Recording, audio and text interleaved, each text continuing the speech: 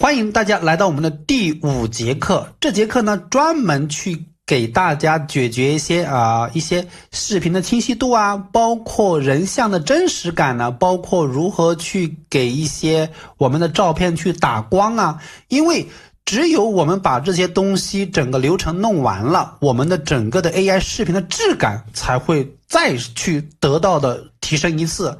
那这节课呢，如果你本身是一个常年专业的这个剪辑的工作者，那这节课你大概的把我这3个文档大概略过一下，我相信你就懂了。所以呢，你不需要去看我这个视频的课程，让节省你的时间。那如果你本身是一个小白，那你想去学习，那这节课我相信一定要去把它看完，因为会比较适合新手入门。OK， 那这节课呢，一共会分为4个一个步骤。那我们第一个步骤呢，其实如果我们想要我们的一个 AI 视频它好，首先是要解决你图片本身的这个问题。就是你现在如果说 AI 是吧，视频很 AI， 一定不是跟你的这个什么用的工具有关的，绝对不是。现在的整个 AI 技术已经很好了，如果说还是很 AI 感，一定是我们在某个工作流程里面做的还不够严谨。那比如大家比较常犯的一个错误，或者说常遇到的一个问题，就是我们整个课程都是在改图嘛，对不对？就把别人的视频进行更改，所以往往是在改的这个过程之中出问题了。那比如说我们就拿人像这个事情来说，这里面呢我整理了很多提示词啊，我先说一下这个怎么弄。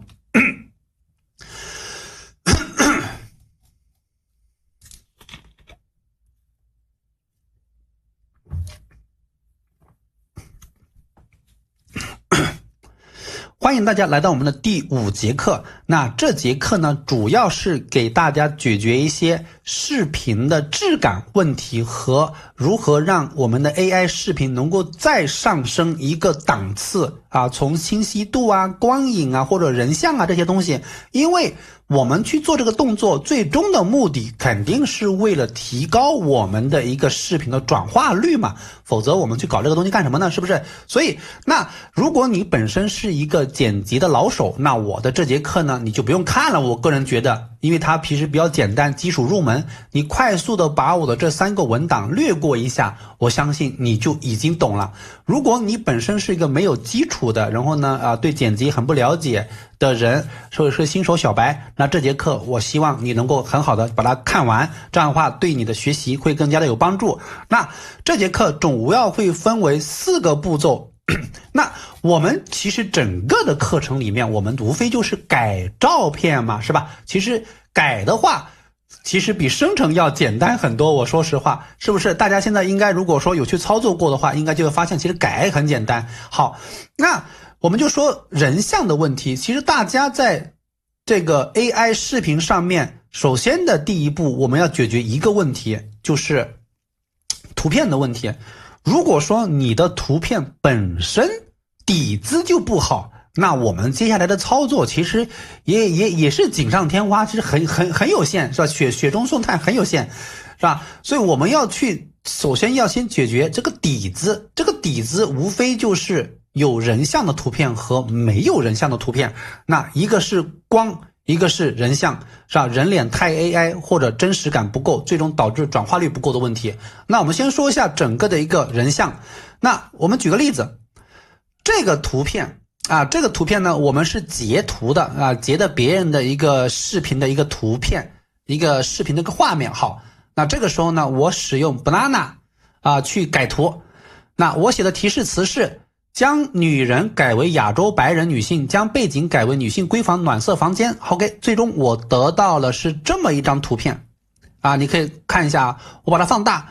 这个效果好吗？其实挺好的。为什么呢？因为现在本身的这个 AI 图片处理，它本身就已经把整个的房间的光源啊什么的，它弄得很好，但是它的细节依然还不够。比如说人像的细节，你看，当我们没有去给提示词过太多的东西的时候呢，你看到没有？它整个皮肤的颜色，你看特别的均匀，特别的完美，很光滑，很合理。所以呢，如果细看或者是经验好的人，他其实一眼就能看得出来，哎，这不就是 AI 吗？好，那这个时候呢，我们就开始尝试把课程里面的提示词，你看啊，课程的提示词，你看啊，来，我们把它加上去。前面这个提示词我没有去变，我加了一个提示词叫人物的脸白里透红的皮肤，健康的肤色光泽，带着自然的红晕啊，然后次表面散射啊，这是一个很专业的提示词啊，你不用管它啊，反正这里有个解释啊，这个词是一个非常专业的一个提示词啊，如果我不是靠 AI 的话，我说实话我都挖掘不了这个提示词。OK， 加上这个提示词之后啊，我同样的是用这个图进行改图，好，你可以看一下效果。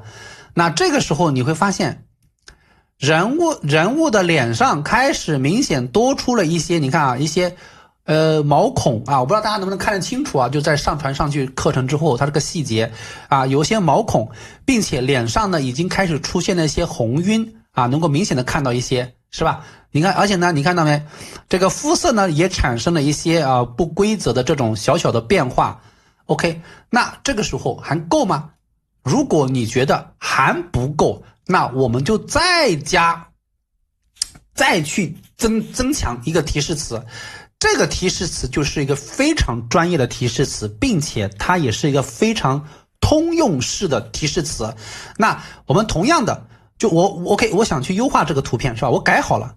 这个图片我已经改好了 ，OK， 我想去优化这个图片，我直接用这个提示词，这是个英文的提示词，因为 banana 它是一个，是吧，老外做的，所以呢，我们用英文的提示词，它的精准程度可能会更高一些。OK， 我们改完之后，你可以看一下，那这个时候你可以明显的看到，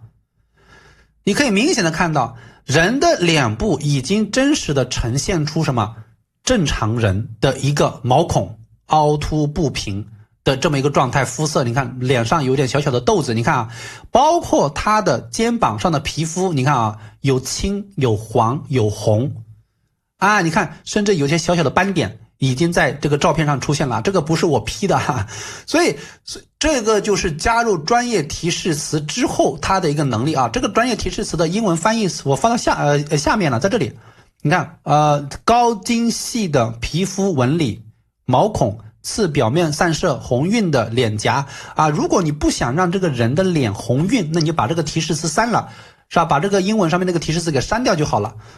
OK， 那所以呢，这就是整个的一个人物皮肤发黄，以及如何去增加人物皮肤质感，以及如何去让这个人看起来更像真人的这么一个提示词。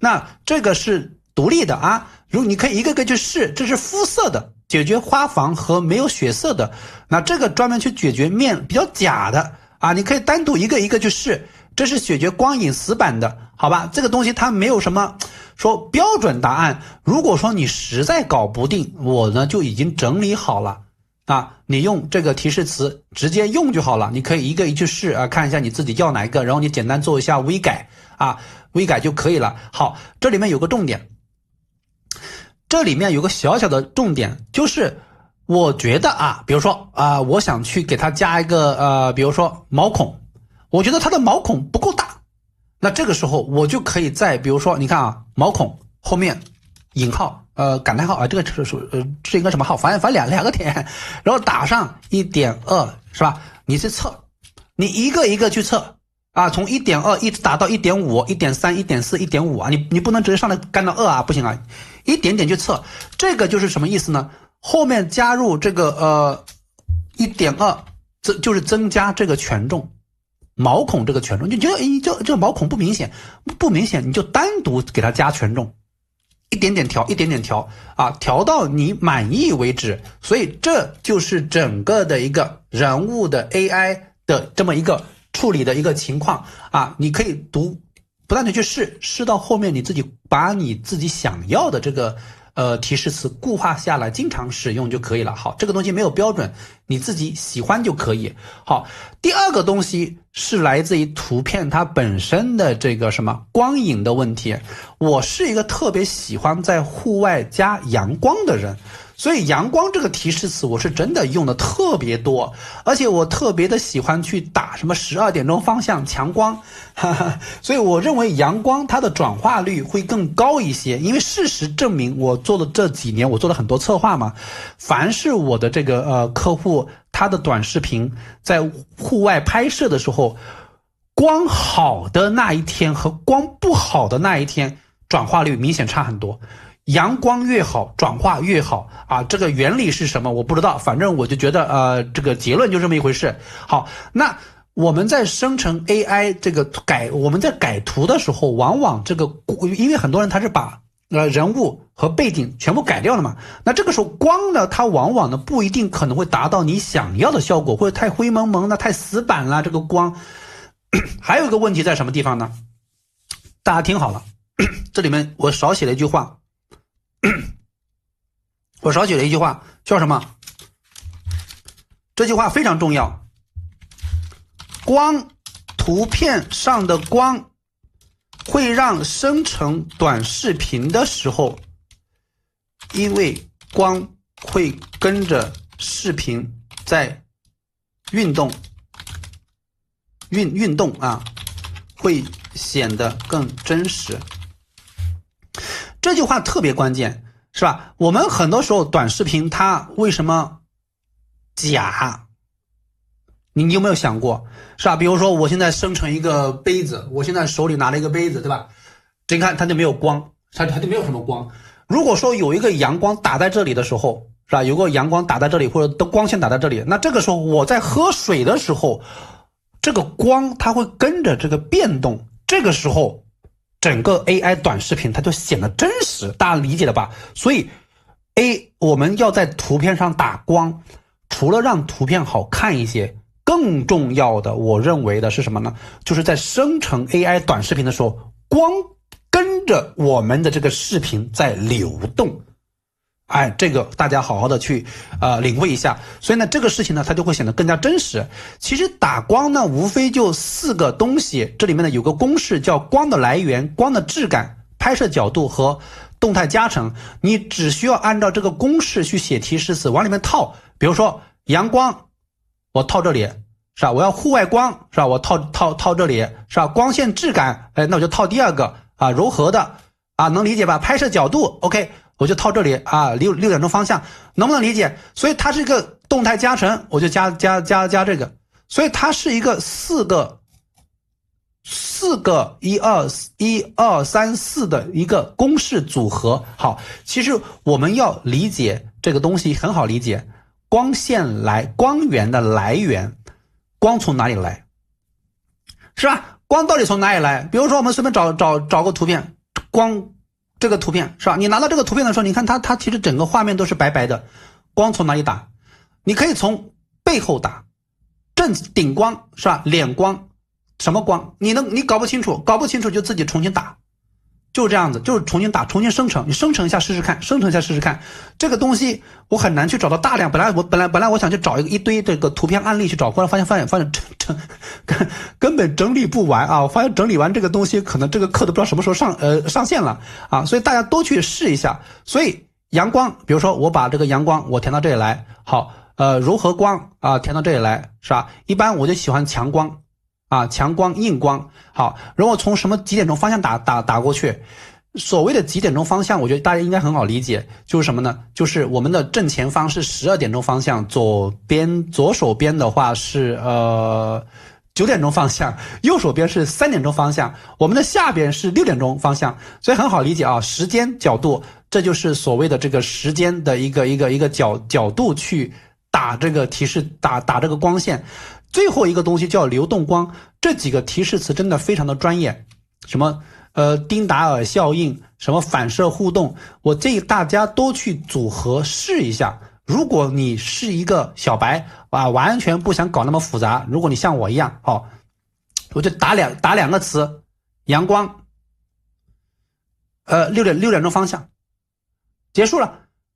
我只要想要这样子就 OK 了。所以你也可以，如果你想很专业，你就需要这4个公式进行一个组合，反复去尝试。那下面呢，我也整理了一些仅供参考，整理了一些，比如说你是卖服装的，你想保这个立体感 ，OK， 这里面有个提示词，你看啊，你可以直接使用，你可以直接的把这个提示词放在你的这个改图的这个提示词里面啊，都可以，好吧？所以如果你是做美妆的啊，你可以用这个啊。有人可能会说了，那我没有我的行业呀，咋整？是吧？我发现我没有我的行业，哎，我教你很简单，你把我整个文档复制进去，复制给谁？复制给谷歌或者其他 AI， 来根据文档里面的公式，我现在是卖八宝粥的，请问灯怎么打？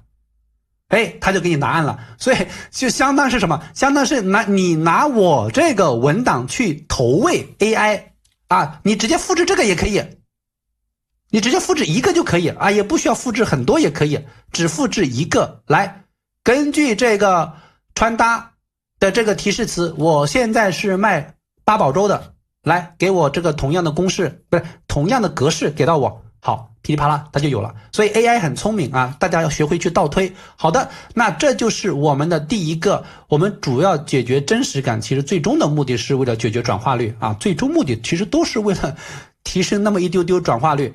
OK， 那这个时候呢，我们就需要教大家的第二个东西叫什么呢？剪映的一个什么呢？参数调优。剪映的三大套件，一个是锐化，锐化主要是在这个地方，在画面调整这下面有一个锐化。我相信基本上所有剪短视频的人，他最终都会调这两个参数。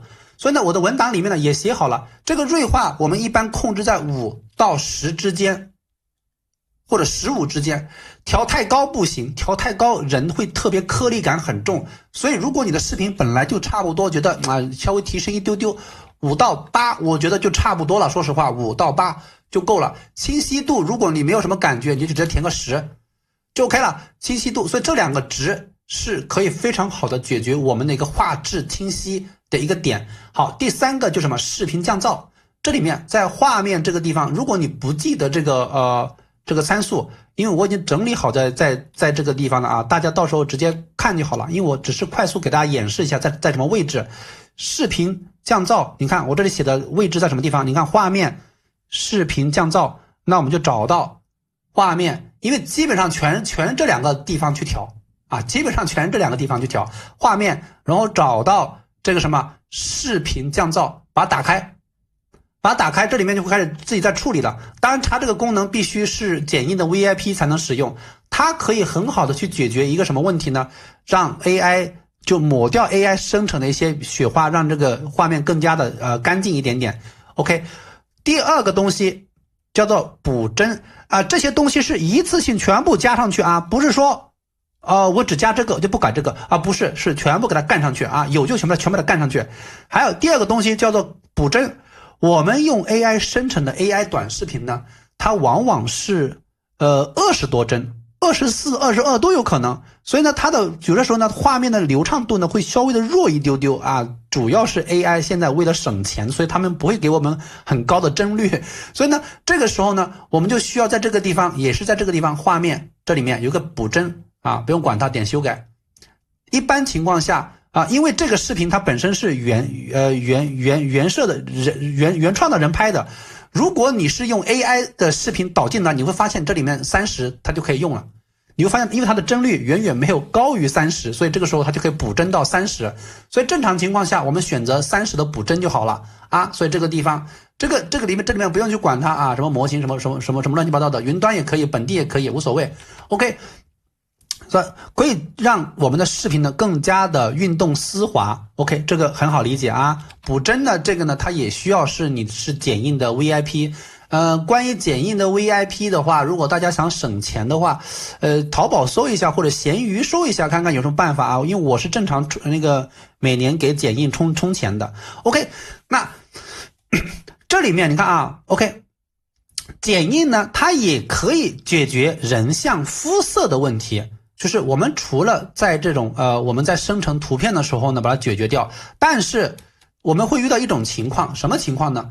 我们的图片虽然很好，是吧？我的图片很牛掰，但是 AI 视频是吧？我们把这个图片给 AI 生成，AI 视频生成这一块未必质量跟得上，所以呢，很多时候它就会把它降下来，它有可能会把我们的这个图片的质感呢又会降低一丢丢，又压缩了。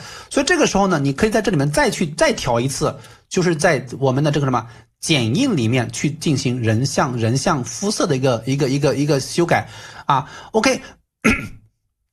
那这里面呢就有几个东西啊，第一个东西呢就是叫做 HSL 啊，这么个调色板，在这个地方调整 HSL， 这个地方你可以根据这个地方去调，选择红色。OK， 我选择红色，你看黄色、蓝色、红色。